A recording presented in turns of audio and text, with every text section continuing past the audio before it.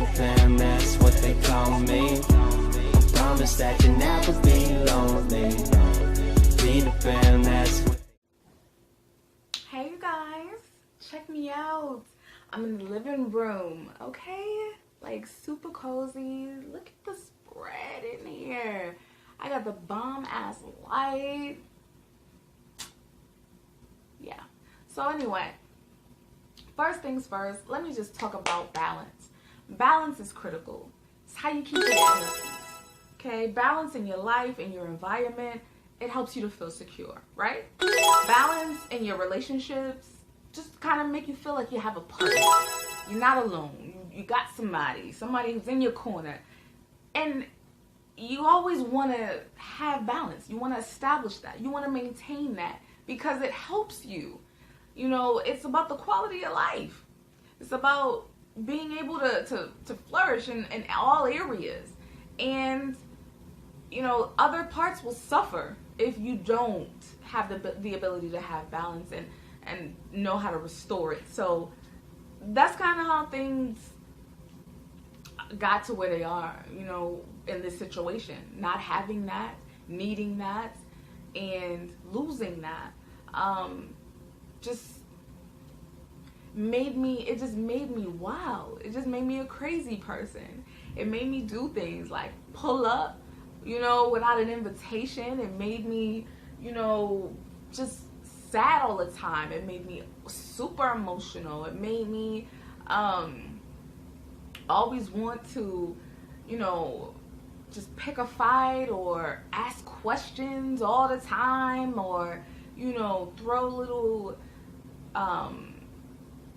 innuendos and subs, and, you know, I was just not my normal self. And it was due to a lot of different things. The main thing, I would say the biggest thing, is the fact that I didn't feel secure. I was very uncertain in the relationship. And it was because we weren't on the same page as to what we wanted, where we were going. We weren't on the same page with a lot of things. It was also because he was, you know, he used to say things sometimes that just were unsavory things about me. And I struggled with it. Struggled a lot with it.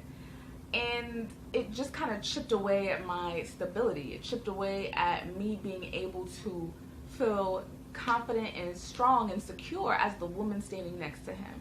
You know, he cheated. Yes, he did. You know, but in addition to that, there were other things. He would say things that I just planted seeds in my head that I didn't even know were there. And they grew a full-on tree in my head. You know what I'm saying? And it was problematic. And he may not remember he said these things, and he may not even think they were that deep, and he may even feel like, what? Like, I was just playing with her, whatever. But, for instance, you know, one time, we were in bed, we just woke up, and we were talking, and I was telling him about how I had lost all this weight, and I was thicker last year. I was like, I had more meat on me last year. And he was like, nah, you not thick though. I was like, I know I'm not thick. I just said that I was thicker. I had weight on me. And he was like, thick means that you have curves. And I was just like, did this nigga just tell me I don't got a body? Did he just tell me that I'm like a board? I mean, I was just astounded that somebody who cares about me, who wants, you know, to be with me, who spends all of their time with me, would say something like that. It's just like, why are you here if you have a problem with my shape? It's just, and maybe he didn't have a problem with my shape, but now I do. You know what I'm saying? Because you had to go and make a comment like that. It was other things too. It was, you know, he would always make comments about me being out of shape as far as physically. You know, he lived on the 3rd floor. I would always be winded and tired going up the stairs. He would comment about that. You know, one time he had made a comment about me, you know, being dark skinned. And I was telling him, we were watching a video, and I was like, yeah, look at the chocolate. She's a main video girl. She's you know, good looking, proud, blah, blah, blah. And he was just like, oh, you one of those? You know, like, it ain't that big. I'm just thinking, like, colorism is real. I know. So I'm just like, okay, you really just gonna act like, you know, dark-skinned women they getting the same love as red bones in the music videos. I was just like, okay. But he basically just kind of, he just shut it down as if it was totally outlandish, not even a thing, you know, something that was debatable at best. And I'm just like, it's not. I'm dark skinned, I live this way. I know. There have been other things that, you know, he said. One time we were just chilling, hanging out, and he was like, you know, you initiate sex like a teenager. And I'm like, what? You know what I'm saying? I'm like, okay, you know, right before we ended up having sex, of course. But, you know, he was saying all of that stuff, and I'm just like, okay. All of which are kind of like jabs at my womanhood. So that is, like, those things, they resonate. They make you wonder. They make, like, you can't feel confident and secure as his woman if he got all these subconscious things floating through his head that he is internalizing and then spitting out to you as in general conversation. You know what I'm saying? Like, sir, it's just, I can't be like the blooming flower that I'm used to being, because now I'm super self-conscious because you have made me that way. You have structured things that way. So, you know, it was just things that he had said, and they just were unsavory things. He may or may not have really met them, and he may not even know that they bothered me. But I didn't even know they bothered me. You know what I'm saying? I just realized, like, damn, these are some of the reasons why I couldn't feel like at home with our situation. I just could not. I didn't have a person who was like supportive of me. And it wasn't like that initially.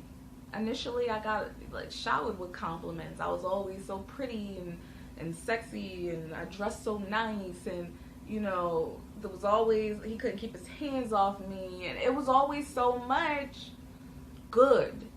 And then we had this intellectual like bond where we could just talk and bounce ideas off each other, and it was like we were like sharing one brain sometimes. We were so in sync. But it didn't change anything the more that it progressed. Well, it did change things. The more that it progressed, the more he felt, I guess, like telling me what he really thought of me. I don't know. But anyway, you know, those are some of the things that kind of led to, you know, the dynamic of the relationship kind of being off-putting and it just changing. And it just forced me into prove-it mode, where I felt like I always had to do things, show things, you know, let my value be known, because I wasn't comfortable anymore. You know, he had like stripped me of all my best parts, and I was just like, well, okay. You know what I'm saying? He don't appreciate this, he don't appreciate that, he don't like this, he don't like that. I don't know why he's still here, but let me show him. So, yeah. It was all about proving, showing, doing. And there were some other variables in our relationship that I just kind of adapted to. Things that were happening that I'm not going to really get into, that I just kind of dealt with and tried to support him through and show up and be there for him. And, you know, like, at the end of the day, he just may not have needed that. Some people are just low maintenance. And although, since I was with him, I felt like I should do those things. I should step up, and my tripod is getting on my nerves, but I should step up and I should like have his back and, you know, make sure that I could provide him, you know, with some sort of peace and resources and help or whatever, like that's what I wanted to do. But maybe he didn't need those things, and that's on me. That's on me. But you know, a lot of times guys love to say that women ain't there for them. Women abandon them during hard times. Women, you know, don't understand. Women just there for, you know, a dime. Women just using them, you know, when they up and all type of shit. But not all. And, you know, if they don't, then sometimes this is why. Things like this happen. Where you don't feel like it's appreciated. A lot of things happen sometimes when you are there for a guy or a woman. And being unappreciated is one of them. Not reciprocating is another one of them. You know, them doing dirt. So after all of that, all of those, you know, the effort that you show, the things that you do, they turn around and do you dirty. Like cheat. Or like, you know what I'm saying? So there's reasons a lot of times that people don't want to extend themselves like that, because a lot of times it hasn't proven to be successful. You don't want to do that, and when somebody gets back on their feet, they ended up, you know, raising the bar for themselves and going and find somebody else. You know, you were okay while they were in that phase of their life. You were great to keep them company. You were great to, you know, give them things or, you know, provide them with attention, to stroke their ego, to make them feel, you know, whatever, distraction, all of that stuff. You were okay at that phase, but now they're not there anymore. So now it's time for them to shoot for the stars.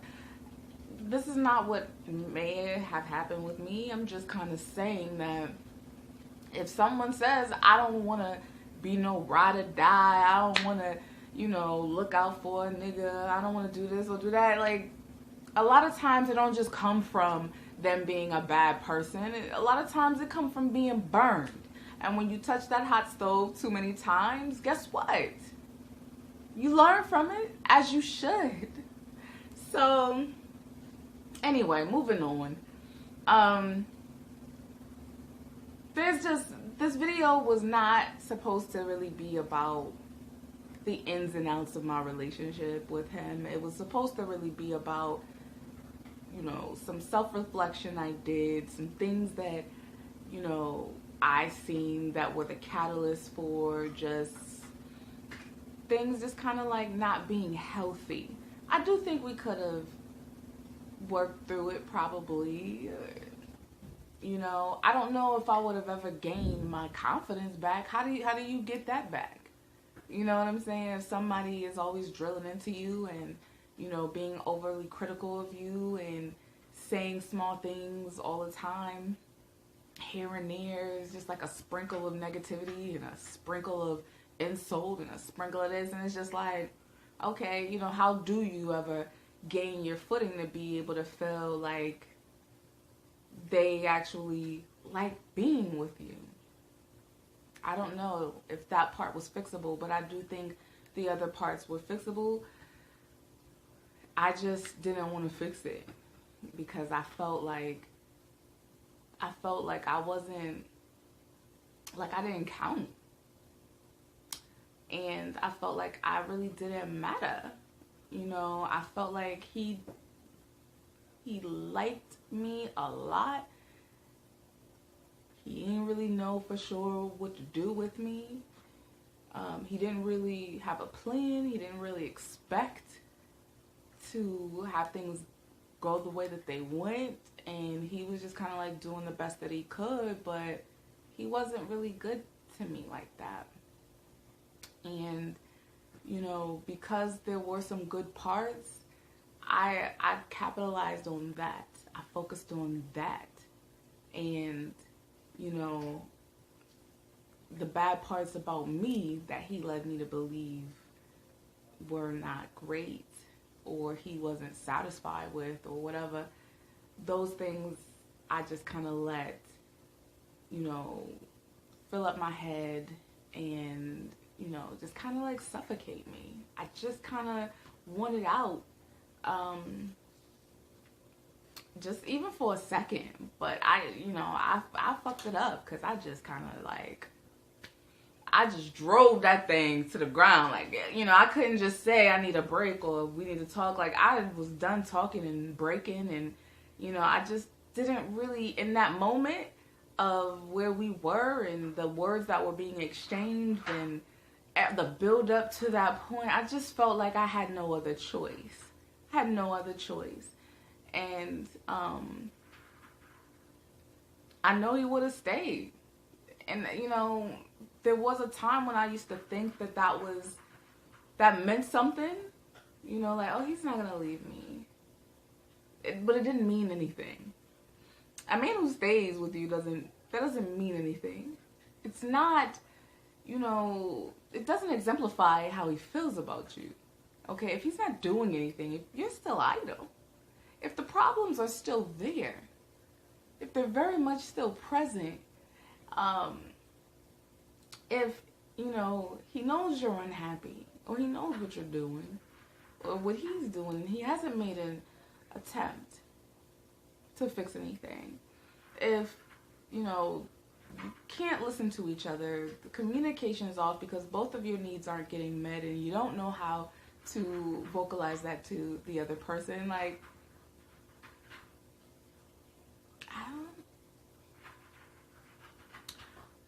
however, so we'll just move on to what it really is. I'm glad at this point that I have a clear view now. I wasn't thinking clearly then. I ran through so many stop signs with him.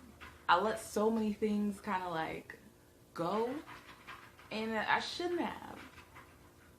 If I felt insulted or offended by things that he said about the way I looked or behaved or how I act or whatever, I should have addressed those so that he didn't get so comfortable. You don't want anybody to get comfortable with being mean to you. You don't want to get comfortable with being treated that way.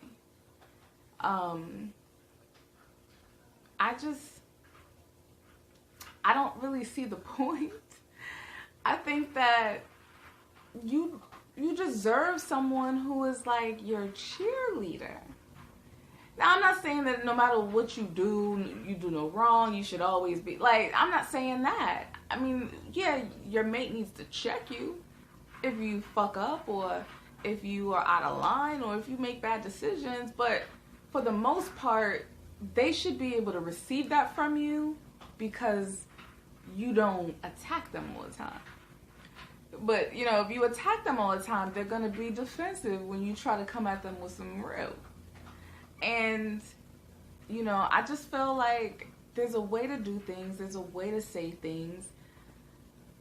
And the person that you're with should really want you to be happy and healthy and confident. You know, like, they should want you to feel good.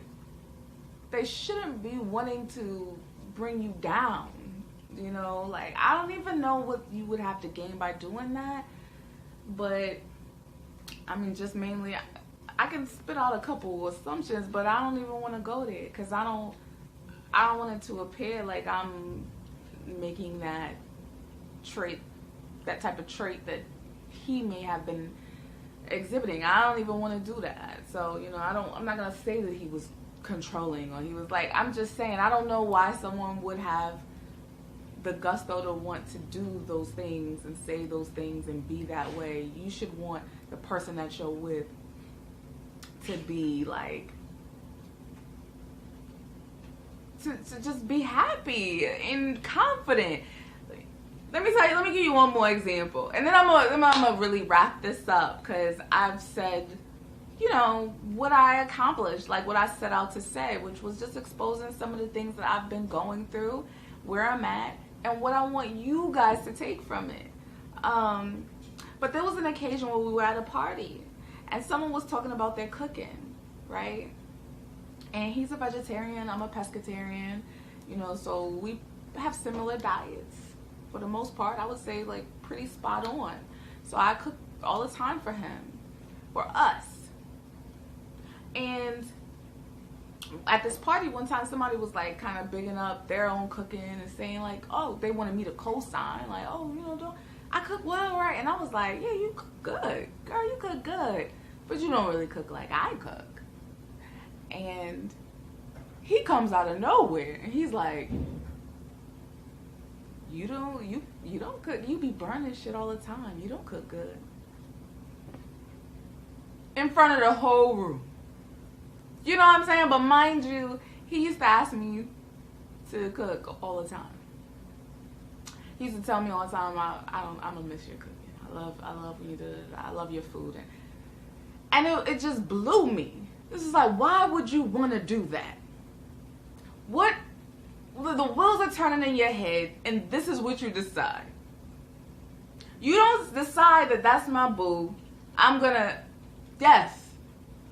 make sure that she knows in a room full of people that you the best cook. I don't care what nobody say. To me, you are. No. He couldn't do that. He had to take that opportunity and he had to fumble it like he always, you know, did by choice. He chose that.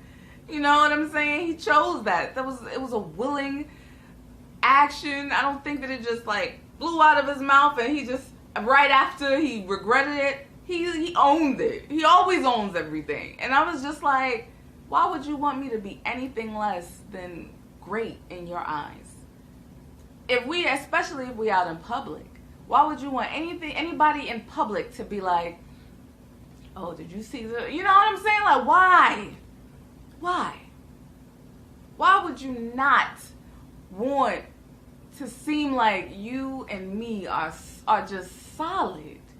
We're a unit. We are on the same page. We have this foundation. We support. Like, why? Anyway, you flip it, I don't understand. You know, we argued that night. We had a big fight. You know, just because it's like, you're supposed to have my back. Especially since that just didn't make sense. You love my food. That's what we doing? Okay. So, you know, guys, I just want you to focus on your needs. It is completely okay to be whole in a relationship. It is completely okay to maintain yourself, your identity, you know, your mental health. And if the person that you're with doesn't see that as a priority, likes to see you disheveled and unkept and always emotional and erratic and all of that stuff, then they probably aren't for you. Because there really isn't anything cute about that. It's not fun to feel unstable and sad and like you're on a roller coaster or a seesaw. It's not fun. And the person who loves you should want you to be okay.